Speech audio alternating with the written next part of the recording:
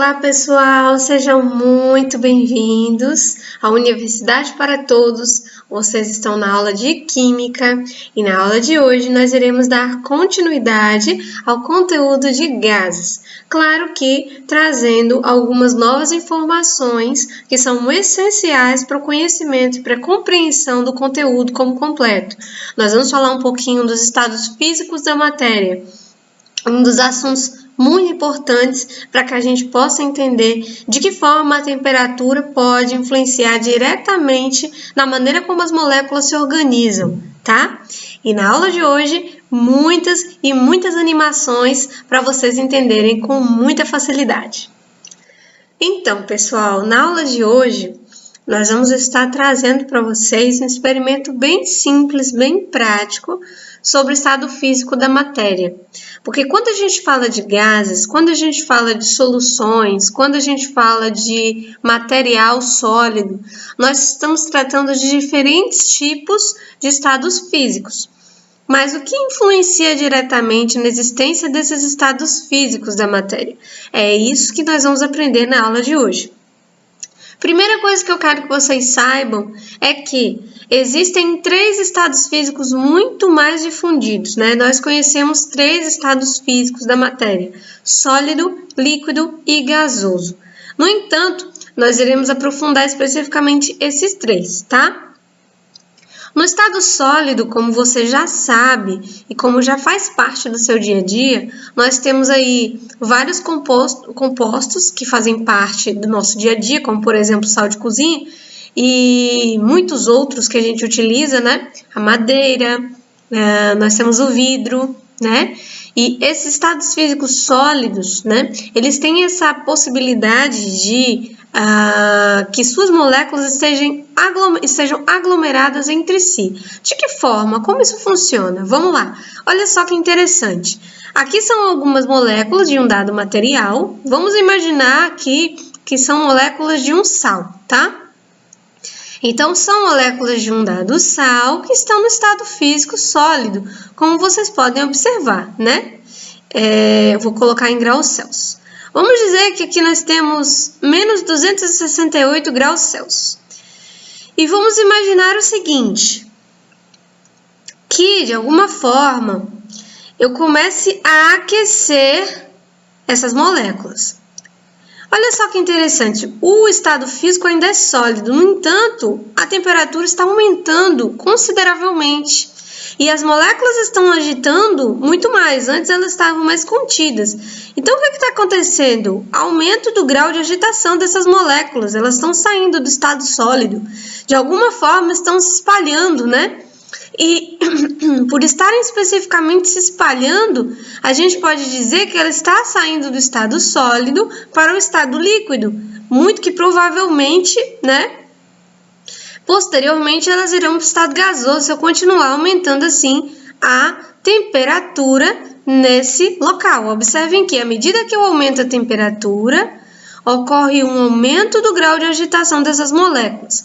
O que está acontecendo na verdade é que o calor ele está realizando aí um efeito associado ao aumento da cinética, ou seja, a energia sob forma de calor está aumentando a energia cinética dessas moléculas, fazendo com que elas não somente estejam no estado vibracional, mas elas passem para o estado excitado. Essas moléculas elas têm a possibilidade de estarem com agitação muito maior. Lembrando que eu estou falando de agitação molecular, não de excitação eletrônica. Aqui nós estamos falando de que as moléculas elas estão muito que provavelmente aumentando a sua energia cinética, colidindo umas com as outras e possivelmente havendo aí uma necessidade de conquista de um espaço maior, né? Para que essas moléculas elas possam ter uma agitação mais intensa. Olha só que interessante. E vocês observam que o termômetro está aumentando a temperatura e à medida que aumenta a temperatura e fornece calor, essas moléculas elas continuam se agitando, tá? Isso é uma forma da gente interpretar que o estado sólido é um estado onde as moléculas elas estão muito mais próximas entre si, elas estão aglomeradas, elas estão mais contidas, né? Mais organizadas. Então, eu tenho uma organização molecular, um ordenamento ali, uma organização molecular estrutural, assim, associada ao conjunto dessas moléculas no estado sólido. E quando eu vou passando para o estado gasoso, para o estado líquido, especificamente no estado gasoso, essas moléculas elas vão se espalhando, né? Elas vão conquistando, se dispersando, conquistando um espaço maior. Olha só que a temperatura ela está chegando a 58, 60 graus. E aí você já vê que as moléculas estão muito mais agitadas, né? Provavelmente devem estar no estado gasoso, até que a tampa ela se solta, olha só que interessante, e as moléculas elas se espalham. Então aí já não tem mais como a gente organizar de forma que essas moléculas tenham ali a possibilidade de a gente saber qual que é a temperatura, tá, dessas moléculas, porque o que aconteceu? O aquecimento foi tão grande, o fornecimento de energia cinética foi tão grande através do calor que essas moléculas elas saíram do recipiente. Isso acontece, por exemplo, pessoal, quando você coloca um determinado composto para ferver, né, numa panela, e se você não tiver um controle da pressão, um controle ideal, de forma que o gás que está lá dentro ele tem a possibilidade de sair, né, o caso da panela de pressão, por exemplo, é possível que essa panela exploda, né? Que essa tampa dessa panela, ela provavelmente voe pelos ares. É claro que a gente tem o que a gente chama de, né, pressão, a pressãozinha, tá? Que possibilita que você consiga liberar parte do calor que está ali dentro e que também está associado ao cozimento do alimento e que esse calor ele evapore, esse vapor ele saia através daquela tampilhazinha de pressão. Então, através daquele recipiente, né, eu consigo eliminar parte desse calor. Então, pessoal, aqui foi um exemplo bem prático, bem simples, que você pode estar relacionando aí ao seu dia a dia, tá? Sobre os estados físicos da matéria, tá? Agora eu vou dar um exemplo também, gente, da água. Olha só que interessante. Essas são moléculas de água formadas por hidrogênio e oxigênio. E nós vamos fazer o seguinte. Nós vamos congelar essa água. Ó, tá aqui a 129 graus Celsius. O que a gente vai fazer? A gente vai ficar congelando essa água, tá? Vamos congelar essa água? Olha, geralmente, qual a temperatura que a gente tá? A temperatura ambiente geralmente gira em torno de 20 graus Celsius. Eu vou colocar 26, 25 graus, onde a água se encontra num estado de vibração das suas moléculas, né? 25 graus Celsius, e se encontra no estado físico líquido, o estado físico que a gente tem aí, provavelmente, associado aos rios, aos lagos, aos mares, né? Aos riachos. Enfim, imagine você que a gente vai pegar um pouquinho dessa água e a gente vai congelar essa água. Então, ela vai sair do estado líquido para o estado gasoso. Mas por quê? A diminuição da temperatura acarreta na diminuição do grau de agitação das moléculas, né? Por não ter um fornecimento de energia, as moléculas elas tendem a se movimentar cada vez menos. É claro que não é possível que essas moléculas sejam completamente paradas. É importante que você saiba disso, tá bom? Elas não vão estar 100% paradas. Não existe um momento em que elas vão estar, os elétrons delas, impossível de estarem parados. Tudo está em movimento. É claro que o grau de vibração vai ser muito menos, né, do que se estivesse no estado líquido no gasoso, tá bom? Por quê? Isso tem a ver com o fornecimento de energia sob forma de calor, né? Nós não vamos ter energia ali sendo fornecida, nós vamos ter energia sendo retirada, uma energia que está associada aí a calor, a cinética. Então, olha só, 25 graus, né? Vamos imaginar que a gente está indo para o Polo Sul, olha só. Vamos botar aqui menos 13 graus. Olha só como as moléculas elas se agitam, muito menos. E elas estão mais organizadas, elas estão mais próximas, né, umas das outras, elas estão em movimento meio que organizados. Então, é possível dizer que em menos 13 graus, o estado físico da água vai estar sendo sólido? Exatamente, olha só. E quanto mais eu desço, ó, menos 127 graus, a água ela fica muito mais compacta, né? Gelo, gente, é o que você conhece como gelo, né? Então, o gelo, ele é nada mais nada menos do que a água, das moléculas de água, a aglomeração de moléculas de água, muito mais ali contida, já que não tem fornecimento de energia para que essas moléculas elas estejam no estado físico que possibilite a sua movimentação, a sua mobilidade, né? Então, esse é o estado sólido. E não tem a possibilidade de você fazer com que essas moléculas elas parem. Elas não vão parar de se movimentar. Simplesmente o que vai acontecer é a redução da sua cinética de forma significativa, né? Com a queda de temperatura. A temperatura faz isso, tá bom? E, gente, se a gente começar a aquecer, a gente vai perceber que as moléculas, olha só, elas vão vibrando cada vez mais, galera, ó. Aqui nós já estamos, ó, a 2 graus, ó, a 2 graus as moléculas, elas estão mais agitadas, apesar de estarem no estado sólido, tá bom? Ó, elas vão ficando mais agitadas. É claro que eu quero que vocês saibam que, galera... Qual é o estado físico da água no estado sólido, né? Qual a temperatura que a gente encontra no estado físico sólido? Geralmente 0 graus. A água se solidifica a 0 graus. Se eu tiver com menos que 0 graus, né? Graus abaixo de 0, eu vou ter o estado sólido ainda. Se eu tiver graus acima de 0, eu já vou ter a possibilidade de transformação do estado físico para o estado líquido, tá bom? Então, aí já vamos ver a passagem do estado sólido para o estado líquido, quando as moléculas se agitam de forma mais significativa, né? O fornecimento de calor possibilita que essas moléculas elas estejam cada vez mais com sua cinética mais elevada, né? Olha só. E à medida que eu vou aquecendo, eu vou possibilitando que essas moléculas elas rompam suas interações intermoleculares. É o que a gente costuma chamar, gente, de ponto de fusão. Ponto de ebulição. É quando a água sai do estado sólido, a água sai do estado líquido para o gasoso em 100 graus. Então, a partir de 100 graus, eu consigo fazer com que a água ela saia do estado líquido para o estado gasoso. Esse é o marco que faz com que a gente reflita sobre. Existe uma temperatura em que, através dela, é possível medir o estado físico da matéria. A partir de 100 graus Celsius, a água já pode se encontrar em grande quantidade, né, estado gasoso. E ali já vai ocorrendo a transformação de todo o líquido, né? Vai depender do volume, mas significativamente estará em estado gasoso, né? Então, olha só.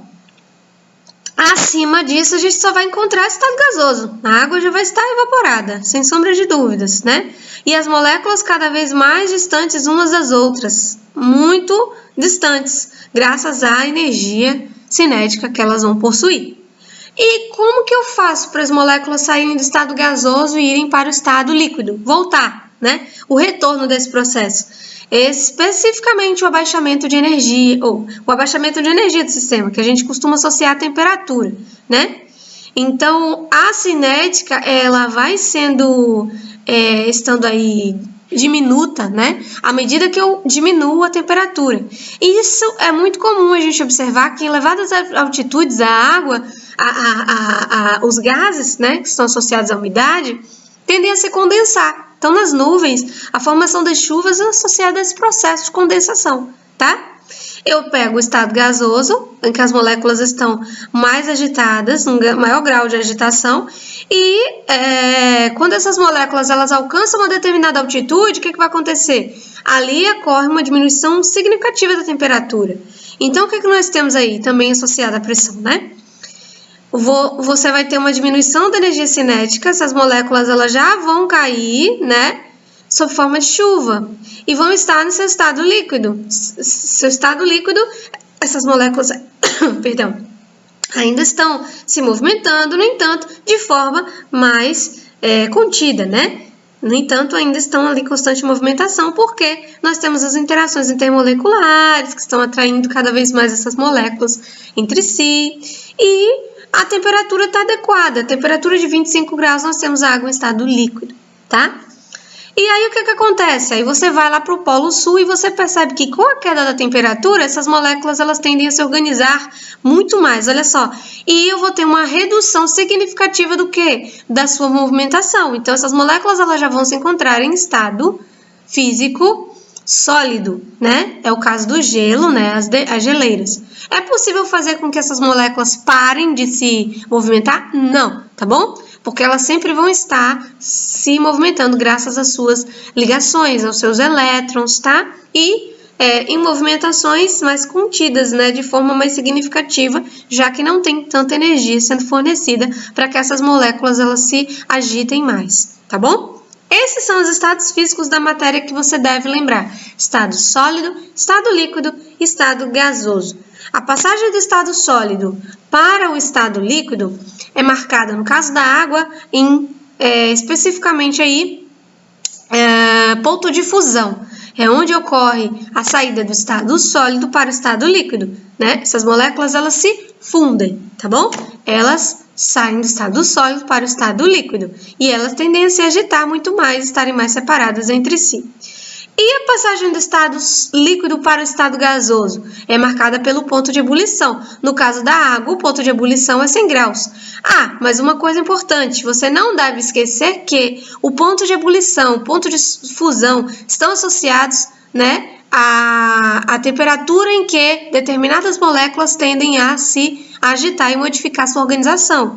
No caso da água, o ponto de fusão é 0 e o ponto de ebulição é 100. Mas, no caso de compostos mais apolares, como é o caso do óleo, né? Nós temos uma temperatura de fusão e de ebulição, obviamente, muito menores, tá? De forma considerável, e temos que levar em consideração que cada uma dessas moléculas que nós conhecemos, né? Que são encontradas em estado sólido, líquido e gasoso, né?